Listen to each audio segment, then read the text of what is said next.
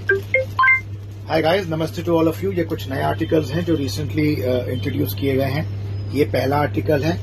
ये एक ऐसा साइज है जो ना ज्यादा बड़ा है ना छोटा है। ये मल्टीपल पॉकेट्स के साथ आता है। The leather is very soft और ये आपके फॉर्मल और कैजुअल दोनों में यूज हो सकता है। ये पहला आर्टिकल है। जो सेकंड आर्टिकल इंट्रोड्यूस हुआ है वो है ये एक स्क्वेरिश शेप है which looks very very very premium.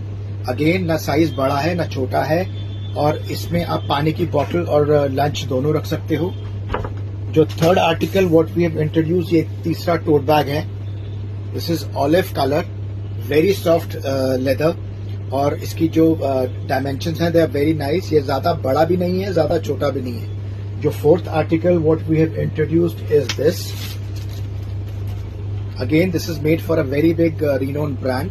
सो आज के जो आर्टिकल्स थे ये 4 थे। See you in the next week. Bye-bye.